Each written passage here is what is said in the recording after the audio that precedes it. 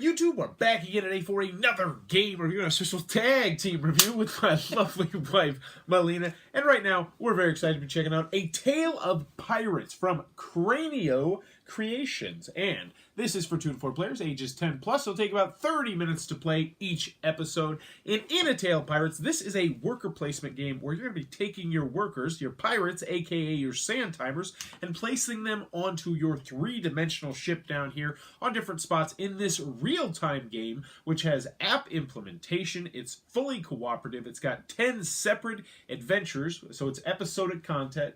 Legacy-esque game. Now, this being a legacy-style game, we want to forewarn you there will be no spoilers in this video. They asked us specifically not to spoil anything, so we're going to do our best to talk broadly about what we liked and what we disliked about the game. But first, let's show you a little bit of how the game works, and then we'll give you our impressions of the game.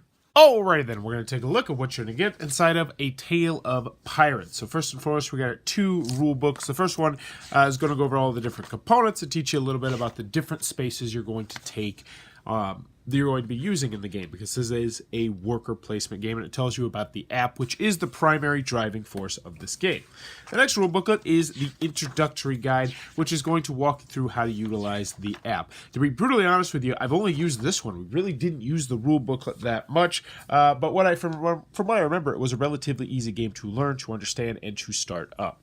So, in front of you, you have your pirate ship. It is a completely 3-dimensional pirate ship. Looks really cool, and I'm going to be going over all the different spots on your pirate ship. Since this is a no spoiler review, I'm going to do my best to give you a feel for how the game works, but at the same time, I don't want to spoil any of the other things, because you're going to be adding stuff to the ship, you're going to be getting new cards, a whole plethora of different things as you go through chapters. And you'll have your own unique little packs of cards you'll be opening from game to game to game, and the app will tell you what to open, what to play, how everything works. You will not be going back to the rule booklet more than I'd say after the first game. So here we go, we have our ship, and your workers are actually going to be these sand timers right here. And how it works is, this is a real-time game. Once the time has ran out on the sand timers, you will be able to take the action that you are on right now. So let's take a look at the actions. So first, we have a loading cannonball. So this is going to allow you to put a cannonball, aka these little black discs, into some of the cannon spots. And as you can see, there are 4 spots right here for you to shoot cannons. You'll roll this dice right here, and you'll either get 2 hits, 1 hit, or your cannon will get broken, which means you'll stick this into the hole. So you can't use that cannon until you go right back here to the repair spot, and once your sand timer has ran out on the repair spot, then you will be able to pop this out, and then that spot will be once again good to go. Now up here on the sails, you'll notice it has 3, 2, and 1. That's how high your sail is. And I forgot to mention this at the end part, but one thing that does annoy me right here is the fact that you can see the speed on this side, and you can see how many spaces you're going to be able to move at that speed on this side, but as you can see, you have to completely turn it around or memorize it in order to know how fast you can turn, which is slightly annoying. But the 2 sail spots over here are going to let you modify how fast you're going, and if you're going at the slowest or the fastest rate, you will not be able to turn. Last, well, not last, I should say. Next, we have right here the captain spot. So the captain spot is right here. It can never get injured, but this is going to allow you to turn your boat. Excuse me, this one can never get injured. This is going to allow you to turn your boat, because what you're going to be doing is you're going to be moving your boat around so you can shoot at various different ships or board various different islands and do a variety of different things. I don't want to spoil anything, but I'll just, let's see if I can find a card that I can safely show you. Yeah, so right here we have what's called a Corvette. There's a minor spoiler here, but this is the kind of boat you're going to be shooting. It's going to take 2 damage before it's destroyed, and once it's destroyed, boom, it is gone. Now, if this card is still out on the board at the end of a round, because generally you're going to play 3 rounds and the app will keep track of the rounds for you, it's going to shoot at you once, you'll roll the dice, and you will take that much damage to your ship. So let's say, for instance, that this is how my ship was pointed, and this Corvette was right here, and it was able to successfully shoot at me. It did 1 damage. Then at the end of the round, I put that right here, and then I start the next round a little bit down because I have an injury here. What eventually will happen is you'll run out of these 3 injury tokens, so they'll all be in there. And if you take another damage after that, then you lose your health, which is here at the back of the ship. You have 5 health, but some of the missions, depending on how hard you're doing it or the particular mission, will start you off with less health. There's also a plethora of other cards that you will be encountering. I'm not going to show them to you because that would be spoilery. Last but not least, you're going to have a spot right up here, which is going to allow you to look at the cards around you. Because when you first start up the game, you're going to have one face-up card generally in front of you right here, and then you're going to surround yourself with all sorts of other cards, and you have to see what those cards are before you can actually deal with said cards. So what you're going to be doing is that you are going to be trying to complete your objective, because I'm trying to not spoil anything, within the course of 3 rounds. That might be staying alive, that might be searching for something in particular, it might be eliminating people, it might be doing a variety of different things, but that, in a nutshell, is what you're going to do inside A Tale of Pirates. Alrighty then, A Tale of Pirates from Cranio Creations. What are our final thoughts? Let's go over the pros, let's go over the cons. First, on the con side, start with you, dear. What did you not like about the game? I think just the overall story?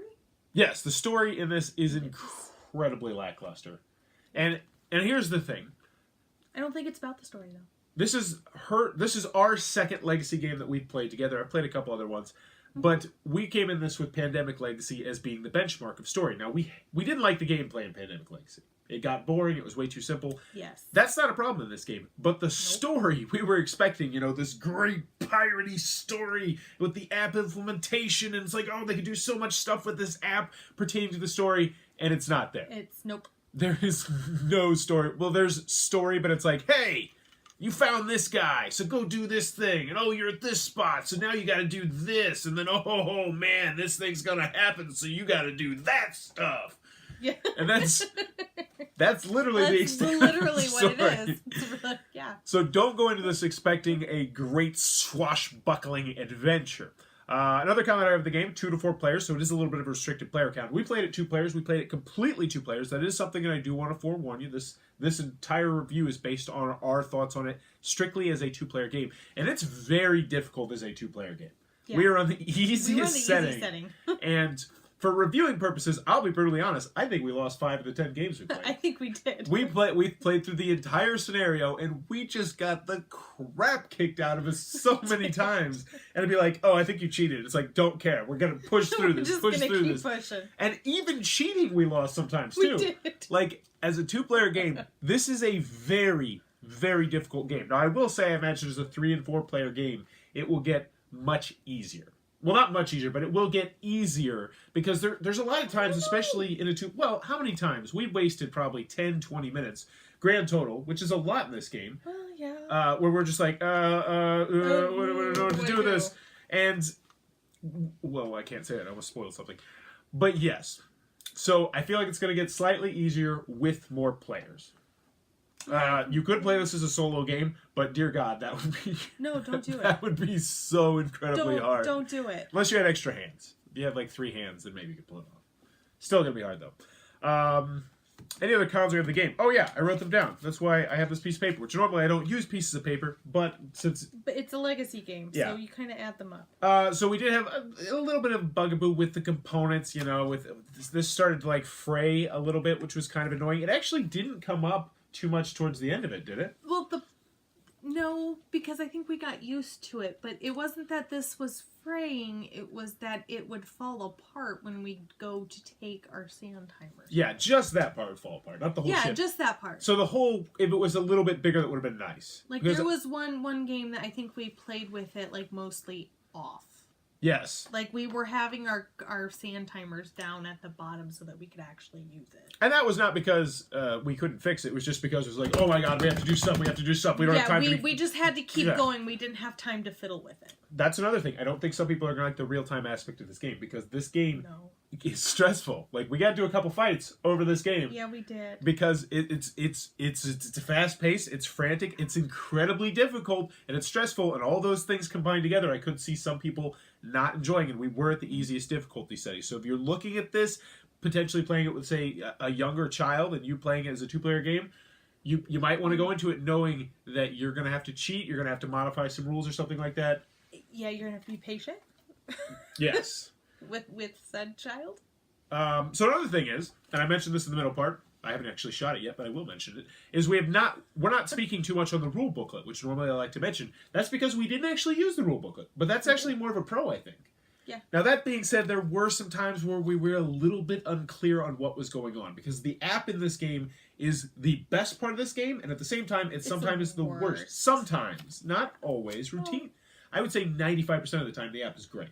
Oh, yeah. It has good... Well, we'll talk more about that in the pros. Sometimes it misses. Yeah, sometimes, like, there's some hiccups here and there where it's like, oh, you need these cards, this card, this card, this card, this card, this card. And so I get all those cards, and then we get into the mission, it's like, oh, I actually need this card, too. Screw you, app. Yeah. I don't think I said that, but I was thinking it.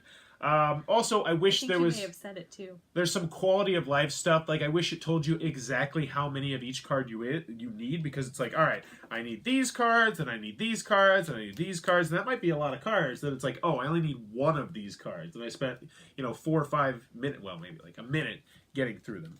This is all minor stuff. I wanted to say that this is mostly nitpicks. We were missing a coin based on what something in Mission 7 said. I'm not going to specify that, but it was literally not there. Like, we popped out everything, and it was just not included. Oh, yeah, it wasn't. Yeah. Story was meh. Most speed, turn double-sided, should adjust based on settings. But yeah, I think that's what we got on the con side, really. Mm-hmm. You think of anything else? No. No. Moving on to the pros, I think we're both really impressed with Tale of Pirates, correct? Oh, yeah. This game was a lot of fun. Yeah, and I will say, a lot of fun. With legacy games, the key to the legacy game is you have to make it different each time. Mm-hmm. And that's why Pandemic Legacy fell so flat for us. That and it was so easy. Just, yeah. We played it for the story. Now, this game, the story sucked, as we mentioned. And I'm, gloves off, the story's boring. Mm-hmm. It's just there to be there. But the gameplay... It's filler. It was, yes. Perfect. The gameplay was different enough and diverse enough from round to round to round that we played it 10 times, and I don't feel like... It kept us interested. Yeah, I don't feel like we were doing the same thing any of the 10 times. It's like one time, it's like, I can't even say that. You can't say it. All right, you're doing different and diverse things each and every time, which is fantastic. And the difficulty level, I personally really like the difficulty level. Because if this were not something that I had to review... Like, I would love actively like, we were so close last night. Let's do that mission again and see if we can get it this time. Because there were a couple times where we were just like this close and it just did not happen. So I actually think the difficulty level is a good thing. I have to mention one more con. Let's rewind a little bit. This is a legacy game, which is not a legacy game where you can't play it more than once. This game, you could easily play it 2, 3, 4 times. You could give it to another family. Oh, yeah. But... putting all that stuff back is going to be very difficult. While they do have a good way where you're going to have like different packages that you can open things, if you're trying to go back and replay the game, it's going to be really difficult to be like, I'm not sure exactly what I need for Chapter 1 and Chapter 2 and Chapter 3. Now, the good news is there's not really too much you're going to spoil because the story's so weak. But the app tells you what you need. It does tell you what you need, but for some people who are worried about spoilers, it's going to be hard not to notice, say, for instance, the big purple thing. Yeah, that's true. I mean... That's true. So, yeah. And I wish there was a better way to put it in the box. The box insert looks nice, but at the same time... It looks really cool. It looks really nice. It's 2-layered. But then when I put everything in there, I'm like, I don't know where the heck this is supposed to go. I don't know where this is supposed to go. It's probably going to get thrown out and put in baggies, to be honest with you. Except for the pirate ship. It does hold the ship nicely. App, very well done. I like the music. It's fast, it's frantic. As you get closer to the end, it starts building up. Mm-hmm. It has some random events that pop up, which I really like as well, especially when you're not expecting them. They're always bad most of the time, and you're like, You're like, oh, no, not right now. And then even in Mission 9, I really like... In Mission 9, I'm not going to go too much, but they made some stuff where it's like, they give you choices on the app, and it's like, it's real time, so it's like, what should we do? What should we do? Like, we were actually like, I'm not sure. It's like, you just decide! And I like that. It just added to the franticness. It just kind of completely popped something new on us 9 games into it, and I like that an awful lot. It has great table appeal. Absolutely. I mean, people see this, they're going to want to play it. But the bottom line is, I feel like this has enough substance and enough meat to be a game that you could play on a game night. Absolutely. Yeah. Especially as the kind of game, maybe it's like the first game you play every week, you're going to get it done 25, 30 minutes, move on to something a little bit heavier. I think it's going to work for a game night. I think this is an outstanding family game. I think this is one of the best family games I played this year, hands down. I think this is a good 2-player game. 3-player game, I imagine 3-player and 4-player would be good as well. So I feel like this game is a pretty diverse game that's going to be for most people. The app works on both Android and Apple. I'm 99.9% sure of that. We used it on Apple, and we didn't have any issues with like shutdowns or anything like that. Just mostly a couple minor things, which we mentioned earlier. And in the end, A Tale of Pirates. What do you think about it? Two thumbs up. I agree. I think it is a great family game. I want to let my friends borrow it. I want to let Eric and his wife and kids play it. I think they're really going to enjoy it. They're going to love that. And I also feel like it's right for expansions, too. Like, just those little packets. Because the packets just come in like these little baseball card-sized things. A little packet. And you could easily update it with the app. So I really think there's a bright future for this game. So in the end, Tale of Pirates, definitely one of the best family games I think we played this year. Highly recommend checking this one out. If you enjoyed this review, please be sure to click on that subscribe button down below in the comments below. Let me know. Would you rather be a pirate or a Viking? Ooh, pirate. Pirate, why? I don't know. I'm going to go with R. I want to go Viking because I just imagine Vikings get to kill more people.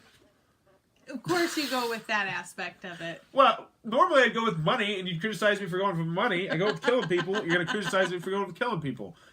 Well, let me know in the comments below. Pirate or Viking, which would you rather be? And as always, thanks for your time, YouTube.